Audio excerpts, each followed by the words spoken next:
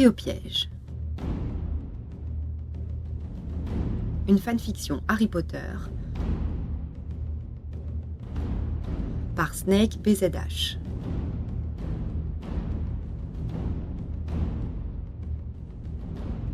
Les nuages s'amoncelaient dans le ciel flamboyant de ce crépuscule d'hiver.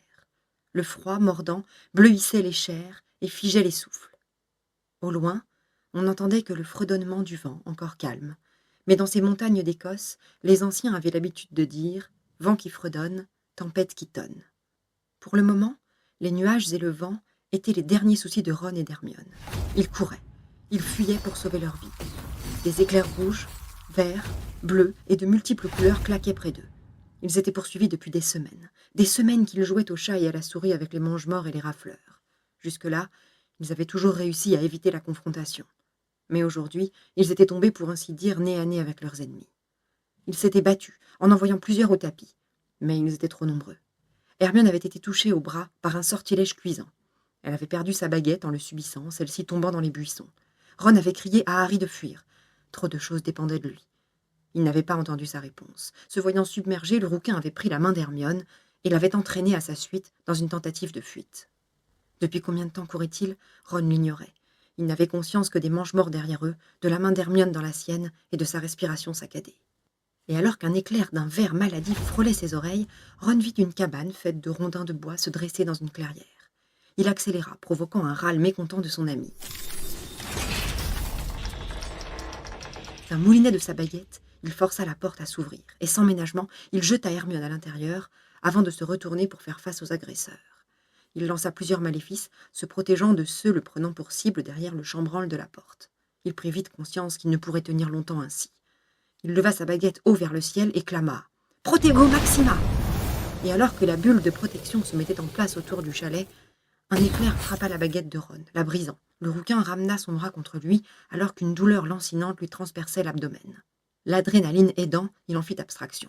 Il claqua la porte. Par une fenêtre à croisillon, il vit les derniers sorts des mange-morts venir s'éteindre contre la barrière qu'il avait mise en place. Les mange-morts, remarquant l'inutilité de leurs actions, cessèrent rapidement. Ron vit leurs silhouettes drapées de noir, leurs cagoules recouvrant leur tête et voilant leur visage, sortir lentement du couvert des arbres. Il n'entendait pas ce qu'ils disaient. Il vit juste l'un d'eux, probablement leur chef, faire des signes en vociférant des ordres. Plusieurs mange-morts s'éloignèrent pour faire le tour de la cabane. Ron se déplaça jusqu'aux autres fenêtres pour les surveiller. Allaient-ils tenter une nouvelle attaque ? Non, ils se contentèrent d'encercler la cabane. Puis ils levèrent leurs baguettes et lancèrent un enchantement. Ron se doutait lequel. Il essaya de transplaner, se concentrant sur un point vide dans la cabane, mais rien ne se produisit. Il resta là où il était. Ils étaient protégés, mais piégés. Le vent qui mugissait de plus en plus fort dans le conduit de la cheminée rappela Ron hors de ses réflexions. Il s'approcha d'Hermione qui était assise là où il l'avait jetée en entrant dans le chalet. « Ton bras ?» demanda-t-il. « Ça fait mal, mais je survivrai, répondit-elle. Où sommes-nous ? » Dans une cabane, au milieu des montagnes, et on est pris au piège. Ils ont dressé un champ anti-transplanage. Ils ne peuvent pas entrer et nous ne pouvons pas sortir. Et ma baguette... Ron regarda le bout de bois qu'il tenait toujours dans la main. Il avait une impression de déjà-vu. Son état lui rappelait étrangement sa 2e année à Poudlard. Un fugace sourire passa sur ses lèvres à ce souvenir. Finalement, ce ne fut pas une si mauvaise année en comparaison de ce qu'il vivait maintenant. « Où est la tienne ?» questionna-t-il. « Je l'ai lâchée, répondit-elle. Quand j'ai reçu ce maléfice, laisse-moi voir la tienne. » Hermione examina l'artefact brisé. Ron la voyait froncer les sourcils, toujours de la même façon quand elle réfléchissait. Il aimait la voir se creuser la tête. « On peut encore s'en servir, décréta Hermione, mais juste pour des sorts mineurs, sans trop de puissance. Elle sera inutile dans un combat.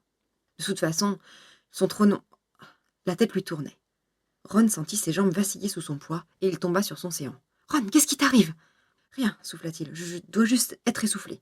On a beaucoup couru. »« Tu saignes !» Hermione venait de remarquer la tache rouge qui imprégnait le t-shirt de son amie. Elle fit un tour rapide de l'unique pièce de la cabane et repéra un lit dans un coin. Elle obligea Ron à se lever en le prenant sous son bras et l'y traîna. Une seule couverture, pas très épaisse, trouée d'un rouge sale et couverte d'une fine couche de poussière grisâtre, le recouvrait. Ron grimaça quand Hermione retira son vêtement ensanglanté pour l'examiner. Il avait été touché par un sortilège perforant. Elle devait trouver un moyen d'arrêter l'hémorragie. Elle se mit à fouiller la cabane, en profitant aussi pour faire l'inventaire de ce qu'ils avaient à leur disposition, ne remarquant pas qu'à l'extérieur, le vent continuait à forcir. La cabane devait servir de refuge occasionnel pour les randonneurs, et visiblement, cela faisait un moment qu'elle n'avait pas servi. Elle repéra très vite une boîte à pharmacie et s'y précipita. Il n'y avait pas grand-chose, mais elle trouva quelques antalgiques, des compresses et un flacon largement entamé d'alcool. Près de l'évier, elle trouva quelques ustensiles de cuisine, dont des verres. Elle s'en saisit d'un et actionna le robinet pour tirer de l'eau. Mais rien ne se produisit, pas même un gargouillis dans les tuyauteries. Elle ouvrit les placards de la kitchenette et trouva quelques bouteilles d'eau, à peine quelques-unes. Il y avait aussi des vivres, mais elle décida de finir son inventaire plus tard et de pallier au plus pressé. Revenant vers Ron avec un verre d'eau, elle le somma d'avaler le cachet qu'elle lui tendait. Elle se pencha sur sa blessure et la désinfecta, arrachant un gémissement douloureux au rouquin. « Désolée, fit-elle contrite. Hermione recouvrit la plaie d'une compresse et la fixa avec du sparadrap. « Ça devrait aller. Pour le moment, dit-elle. Bien, maintenant à toi. Non, ça va. Ne sois pas idiote, ça ne te va pas. Il faut s'occuper de ton bras, enlève ton gilet. » Hermione fit la moue mais obéit. Sans son gilet, elle se rendit compte qu'il faisait froid dans la cabane. Alors que Ron entourait son bras blessé d'un bandage, elle regarda vers une fenêtre et vit de gros flocons de neige tourbillonner dans le vent. Cette vision lui arracha un frisson. Elle parcourut des yeux le torse de joueur de Quidditch de son ami. Elle voyait sa peau bleuir à cause du froid qui s'installait. Dès que le rouquin eut fini, elle l'obligea à s'allonger et le recouvrit de la fine couverture miteuse. Elle resta quelques instants, la main sur son épaule, appréciant sa peau froide mais douce. Elle lui sourit et alla continuer son tour de la cabane. Hermione commença par la cheminée. Elle trouva quelques bûches posées à côté. Utilisant la baguette de Ron avec précaution, elle réussit à allumer une petite flambée qui répandit très vite un semblant de chaleur dans la pièce. Dehors, la nuit était tombée. Ce feu permettait de mieux se rendre compte du dénuement dans lequel ils étaient. Le mobilier se limitait au lit, dans lequel se trouvait Ron, à une table carrée et à 2 chaises en bois. Une kitchenette occupait le mur du fond. Elle était équipée d'une gazinière d'un autre âge, d'un évier qu'elle savait inutile, et de quelques placards. Hermione essaya sans trop d'espoir de faire fonctionner la gazinière. Elle ne fut pas surprise de ne pas trouver de bouteille de gaz pour l'alimenter. Un tiroir et un placard contenaient juste des ustensiles comme des couverts, des assiettes, des casseroles et des poêles. Les autres se révélèrent tristement peu garnis. Au niveau des provisions, elle ne trouva que quelques boîtes de conserves diverses et un paquet de pâtes. Il pourrait tenir quelques jours, en se rationnant. Mais après...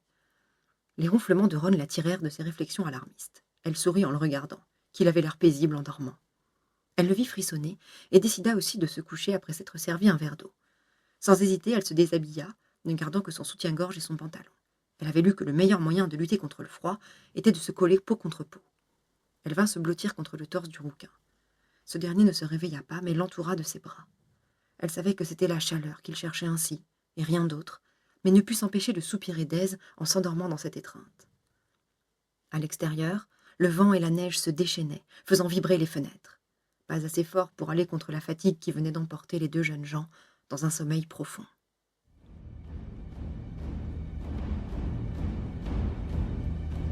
Si le début de cette histoire vous a plu, allez lire la fin sur fanfiction.fr.